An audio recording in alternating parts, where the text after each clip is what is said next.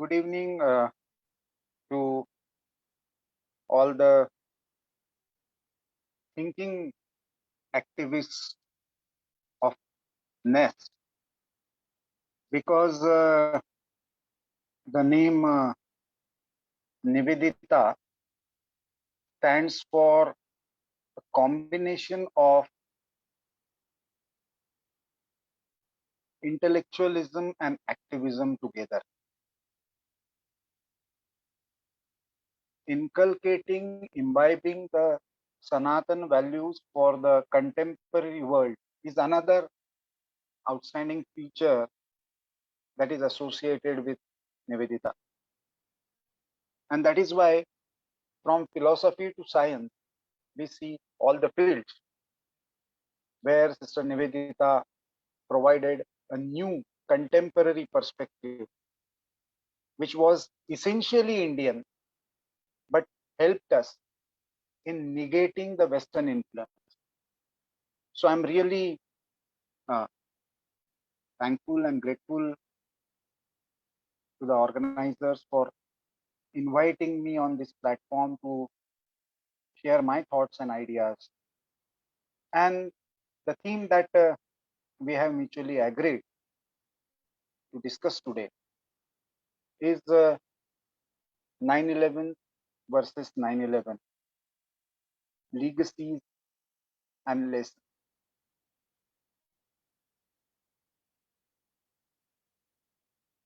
9/11 was recently celebrated in the US with two distinct events. One was, of course, 20 years of 9/11 attack, and the entire US society, United States administration, specially organized prayers for the victims of 9/11 attack, the most brutal, barbaric attack of the modern world. The barbarism mindset was old, but its expression was modern. Because using aeroplanes as the weapons, that itself was a unique idea. So the philosophy of political Islam got new face through this attack. And if you see the uh, kind of support and kind of expression this idea got, this event got all over the world, then you would understand the importance and the traction behind this particular event. Revisiting this event is all the more important because barely 25 days before this particular event this year, on 11th September, the idea that ensured that attack in the form of Taliban actually made a comeback. And they made a comeback with a bang on 15th of August 2021. The idea of terrorism that executed the 9/11 attack has regained its space along with the concept of global caliphate. Now, whether the Western liberal world or the idea of communism, Western liberal world, because they desist from this kind of violence and terrorism as an ideology, and communism because they claim to be anti-religious. Both of them should have called out the mindset behind these attacks. But for last 20 years, they have refrained from doing so. And instead, a combination of them, they decided to discuss Hindutva as a threat and taking together two universities of the US, they organized a conference called Dismantling Hindutva. Now, when actually the threat of this terrorist ideology should have been the point of discussion, they decided to target Hindutva, and there is a message behind this. I will, in the last part, I'll come to this point again why they decided to do so, because I have my own interpretation. But the point is, instead of approaching Swami Vivekananda's presentation of Hindutva, because for me, if Al Qaeda, Taliban, and Osama bin Laden represent the modern expression of,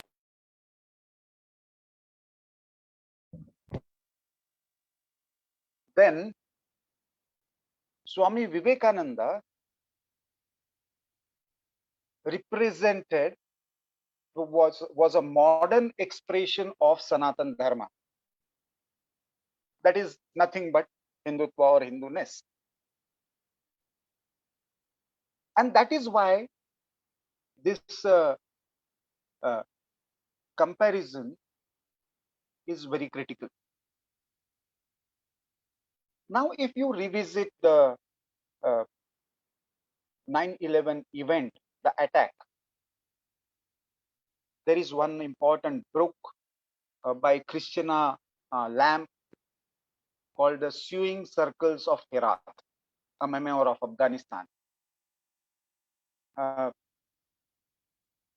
it's a it talks about the permanent scar and the how the civilization uh, that was existing in Afghanistan was systematically destroyed.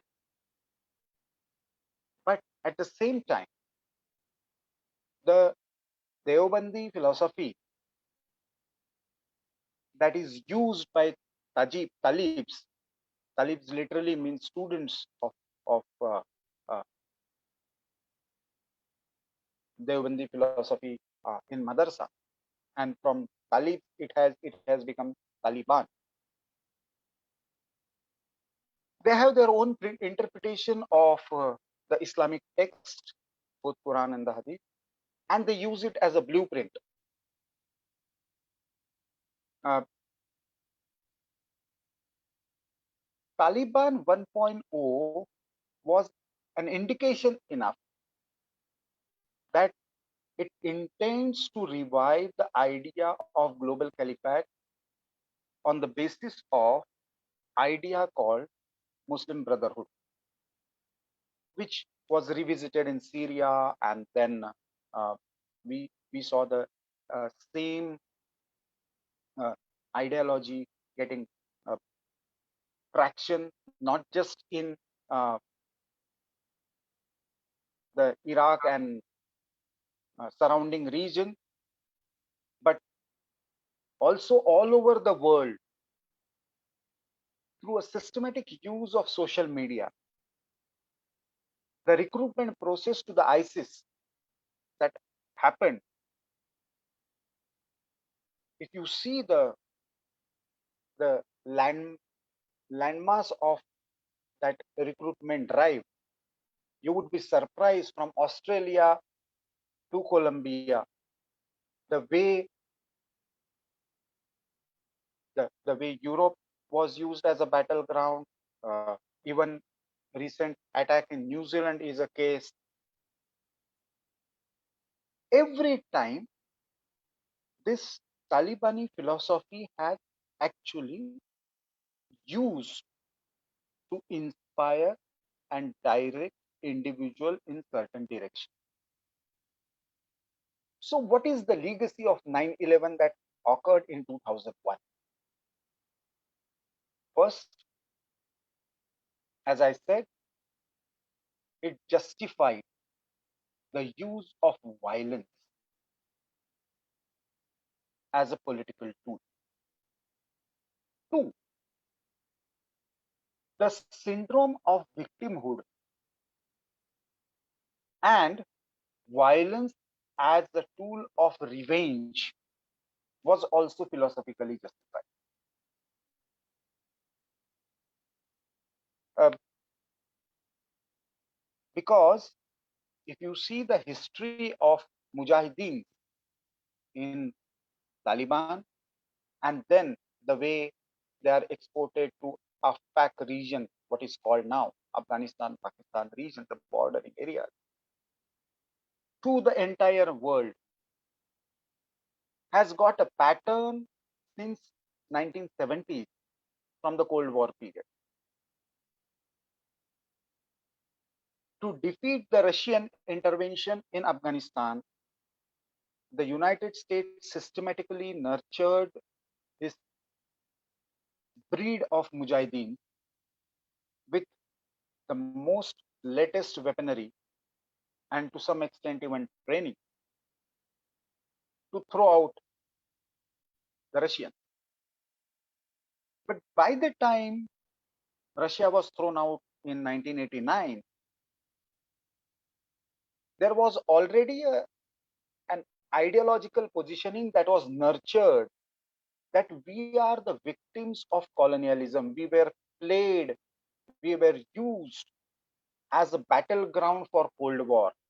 And our oil was exploited without giving us the requisite returns of that oil. And this was a very systematic narrative and political ideology of victimhood was nurtured around this. And that's how the same United States and the entire NATO forces and the Western world that nurtured the Mujahideen, whether you call it in the form of Al Qaeda or Taliban or ISIS, it doesn't make much difference. But the original idea was to fight against the communism. We need to nurture this breed. They already had weapons, they already had training, and they already had mindset to kill the in the form of suicide, kill themselves or kill the enemy. So the 9/11 represents this thought process. When I'll come to the other 9/11, I will tell you how it is drastically different from uh, the 9/11 that Swami Vivekananda's thought reflects. But this victimhood syndrome is used everywhere, every now and then to justify violence. That is the most important. The third idea that this 9/11 attack represents is the idea of exclusion, the idea of we and they. So identifying the enemy. If there is not any enemy, you have to create the enemy.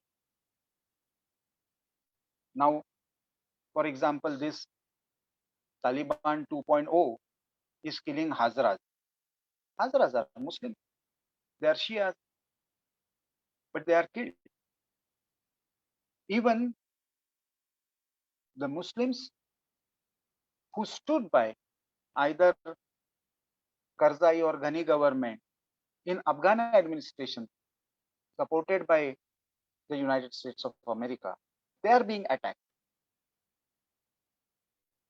Women are being attacked. Now, these are not identified enemy. What happened in late 90s and early 2000, that is post war on terror narrative, especially when Taliban 1.0 was dismantled, was a creation of three broad enemies on the international plan. Jews were traditional enemies, so Israel was one target, and in the name of Palestine, this became one uh, important uh, traction point. Then United States of America as exploiter of uh, one religious sentiment, the resources, using them against communism. So that was one narrative. And third was Kashmir, and around because of Kashmir, India, and therefore the entire Hindu. See, this philosophy was there for centuries. Means when the fall of Raja Daher in Afghanistan, the present day Afghanistan, since then we have seen this nurturing of this systematic ideology of negation. We are this because we are not this. We will not allow the other to exist. Now, this is the legacy of 9/11 that uh, is represented by Taliban and Al Qaeda. So, here I'm not going into the geopolitics of it. Perhaps we will discuss it sometime, and the role of Pakistan, and how now uh, America has realized that the war on terror has gone completely wrong, and using Pakistan as a frontline state was the biggest mistake that American policymakers are accepting now.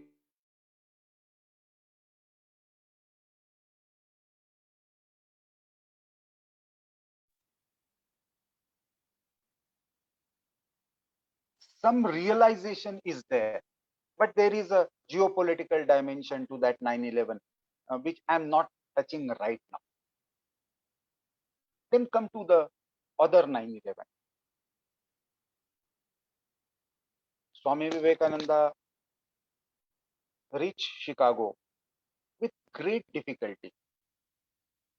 He neither had resources nor an invitation to address the gathering in World Parliament of Religion. But still he reached there. He did not play any victimhood card. He was representing a country which was colonized by the British. Still, he didn't play the victim card. He was uninvited and still conquered the entire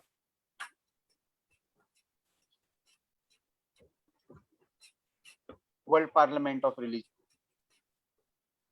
Now, if we really want to understand the legacy of Swami Vivekananda's uh, speech, now uh, the the speech itself of 9/11 is not just one legacy. It has created many legacies, and there is a reason for it. We should not see this speech as one single speech. In fact, among his speeches, he delivered total 6 speeches in Chicago. The, the speech of 11th September was the shortest one, but still it was very important one, because Swami Vivekananda's uh, speech actually opened up opportunity for uh, many future dialogues between the East and the West. the what we called as Hindutva now. The Hinduism was called that time, and the entire discourse of uh, East and West got a totally different connotation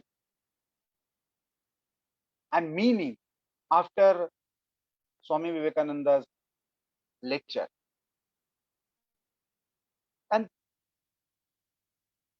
uh, therefore, the first speech that occurred, that he delivered on 11th September, was an eye opener for the entire world parliament, because not just because of his address as brothers and sisters of America, but he said, I represent the civilization that goes beyond tolerance and teach entire world acceptance and respect, not just tolerance, but acceptance and respect. I think this particular articulation was very important, and that has created a new legacy.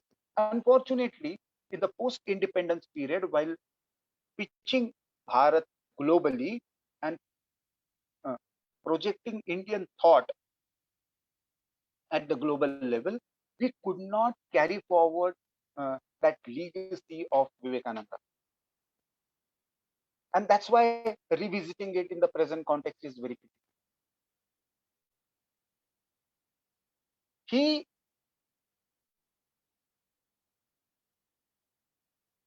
very categorically, because everyone coming there was showcasing his or her own religion, was trying to sell it to others. On the contrary, Vivekananda said that because we accept and respect all, we don't believe in conversion. We don't want anybody to change the path. We don't want anybody to impose one views on others. In fact, in the therefore, as I said, we should see Swami Vivekananda's speeches in the entire context, because the next speech is, why do we disagree? And while explaining the Kupa Manduka Vritti, the a frog in the well, he refuses to accept even the ocean, a frog coming from the ocean, because for him, the well itself is the world. So that anecdotal expression of how Hinduism is different from other religions, it's a very apt way to communicate to the world. But what he did next to this speech, because 15th September, 19th September, then 23rd, 27th, he gave a series. But next two speeches are very, very important, because they actually, on the one hand, was played a role of an eye opener for the entire Christian world, because when he articulated that the religion is not our crying need, what we need from you is modern science, technology. His expectations are very clear. But more important than that, his speech on paper on Hinduism on 19th September is the most comprehensive one. In fact, it is this speech changed the entire discourse. If you, I was fortunate enough to visit Chicago, and the same place where Swami Vivekananda delivered this speech, these speeches. In fact, at two different locations. In 2018, when 125th birth anniversary of Swami Vivekananda's Chicago speech was celebrated, and World Hindu Congress was organized in Chicago. So I went there as to speak in a media panel. I was amused because I didn't know this fact that after 19th uh, September speech, the organizers had to hire a bigger venue where present day science museum of Chicago is existing. There is one art and cultural museum of Chicago, and there is one science museum. Science museum is a very huge building. This speech was so popular, and the reportage in the local press was so huge that that place was insufficient to accommodate the audience, and that's why for Swami Vivekananda's speeches, a separate venue had to be organized, arranged. I'll just quote one important statement uh, from Swamiji's this paper on Hinduism. He says, "Unity in variety is the plan of nature, and the Hindus have recognized it. Every other religion lays down certain fixed dogmas and tries to force society to adopt them. It places before society only one code which must fit Jack and John and Henry all alike. If it does not fit John or Henry, he must go without a coat to cover his body. The Hindus have discovered that the absolute can only be realized or thought of or stated through the relative, and the images, crosses, and crescents are simply so many symbols, so many pegs to have spiritual ideas on. It is not that this help is necessary for everyone, but those that do not need it have no right to say that it is wrong, nor is it compulsory in Hinduism. Now, if we really want to understand the legacy, on the one hand, he is pointing out that this idea of exclusion is the root cause of conflict. He is giving the solution and creating the legacy of 9/11. That what is the solution? The solution lies in spiritual democracy. Everybody, every individual having right to choose his or her own path, his or her own symbol. The truth can be absolute. The truth is one, but there are many ways to reach uh, uh, the same truth, and all ways are true and acceptable and respected. That is that is the that is the legacy, that is the thought of Hindutva. Swami Vivekananda delivered the message of peace, the message of universal acceptance, the message of universal brotherhood, the message that goes beyond religious brotherhood. He articulated the idea of Sanatan Dharma in absolutely modern context, palatable to the Western audience. And that is the reason uh, we see such a huge following for Swami Vivekananda after uh, his visit to Europe and United States of America. Now, what we see where Hindu gurus travel all over the world teaching Vedantic philosophy, yoga, magnificent temples are coming up of various sects. This is the legacy that is created by Swami Vivekananda. But at the same time, we should remember that this beyond this symbolism, there is a thought, there is a strategy. Because Swami Vivekananda, when he came back and he traveled from uh, Colombo to Almora and he gave speeches here, he didn't talk about the spiritual greatness and how we are great and why we need to, tell this to the world. No, He in fact gave a call for introspection. He said, if we are so great, why we are in such a pathetic condition? Why we are, under colonial rule? Why we have so many social issues?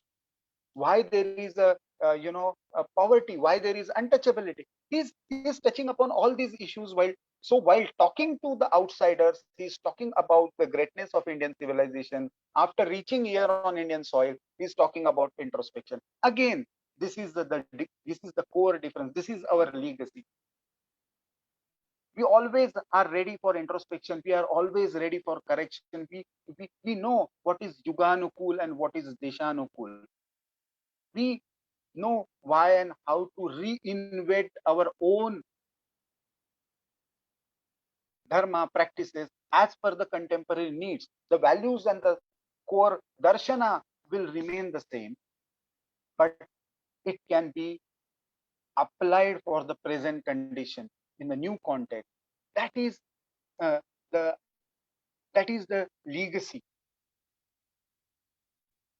That legacy is important to defeat the forces of other 9/11. Religious exclusivism and intolerance is the symbol of 9/11 of 2001. 1893 9/11 introduced the idea of spiritual democracy, inherent diversity, inherent unity that celebrates diversity, the, the, the spirituality that recognizes pluralism, and that is the only way. It is not fixated either with materialist interpretation or religious dogma. It honors the both and in fact calls for balancing between two. And therefore, Swami Vivekananda laid the path, the higher path that we need to follow with conviction. Al Qaeda, Osama bin Laden, and the entire Talibanism that we see in the present format, it is the path of destruction. It is the path of exclusivism. It is the path of rejection. It is the path of always creating enmity on one or the other pretext. And therefore, if we really want to come out of the conflicts, if we really want to come out of the uh, thinking of exclusivism, we have got a daunting challenge before us. The challenge is what Sister Nivedita did. The disciple of Swami Vivekananda, who tried to interpret India's history with Hindu footprints. She tried to revive scientific thinking to those contemporary needs. She actually spoke about the education and educational institutions, the role of women, the entire gender perspective about from the Hindu or Dharmic point of view. We need to take that tradition forward and to address the present day challenges, whether related to environment, whether related to terrorism, whether related to policy confusions about the development models. We need to take the legacy of Swami Vivekananda, or rather legacies created by Swami Vivekananda 9/11, so that the legacies created by 9/11 of 2001 do not dominate us, and with the use of brute force, they do not,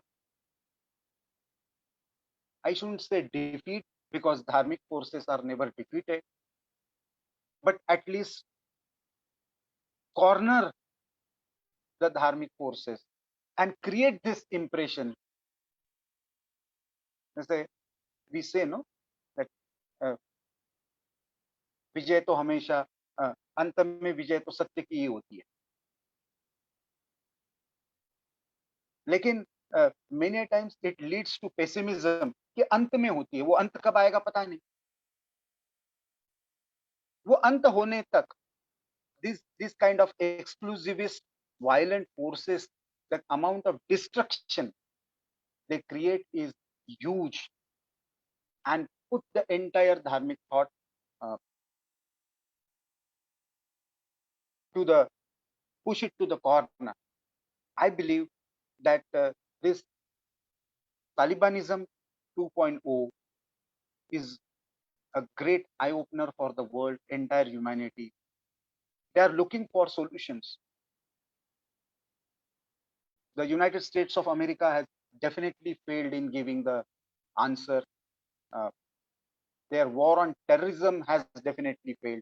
I would not say that America as a technological and economic power has uh, lost, but they at the perception level definitely they have suffered a huge setback. We can't hope much from China because for China everything is uh, uh, investment, and Afghanistan they are looking as investment. Tomorrow they will also face the same fate what America uh, faced. So China is not in a position to give any solution. So what is the alternative? The alternative is only 9/11 of Swami Vivekananda. Unless and until we enrich ourselves and philosophically, intellectually, and at the policy level, build a narrative around 9/11 of Swami Vivekananda, which is very inclusive, peaceful, prosperous, because it is based on the principles of spiritual democracy. That is the solution. World is looking for it. Are we ready to give it to the world or not? Is the real question. Swami Vivekananda did it that time. Sister Nivedita followed it as his true disciple. Now the responsibility is on us to recontextualize and reinvent the fundamentals of spiritual democracy for the contemporary world. Uh, I will end my basic argument here. If there are any queries or questions, then of course we can discuss with concrete examples or point of reference. Thank you again for inviting me and uh, uh, allowing me to share my thoughts with all the learned Niveditas of the present world. Thank you. Thank you so much sir, आपने बहुत ही interesting information हमसे share की और ये हमारा सौभाग्य है कि हम आज ये बातें सुन पाए